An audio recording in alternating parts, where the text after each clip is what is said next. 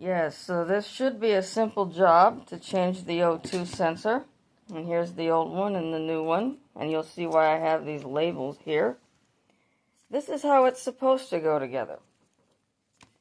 This is what I found when I went to put this new one in. And they didn't have pigtails at AutoZone. I had to order this one on Amazon. So look at those excuses for butt connectors they've got there. And of course it's not, I mean, I can't tell exactly which wire goes to what. And I don't know that the wires on the truck, tried to look up the color codes, and it's 20 years old and they're faded. I can't tell what colors they are. Or it's not a color pattern that I was able to find.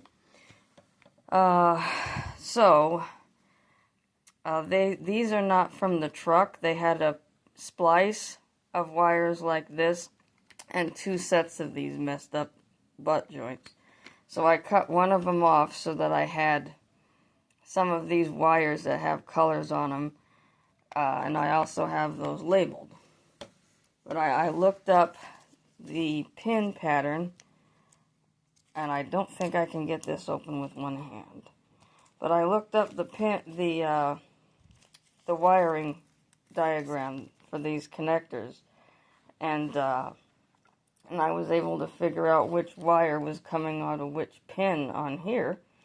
And that's not on the actual truck, but it's a place to start. And I labeled the wires on the truck, just like I have these labeled here, which you can't really see them, but I have them labeled like this, hanging off the truck, so I can tell which wire went to what. But that's assuming that whoever did this connected the correct wires to the correct things, which I don't know that for sure. So we have alligator clips here, and before I make a permanent connection, I'm just going to clip it on like this so that it'll have a connection, and I can see if the check engine light goes off.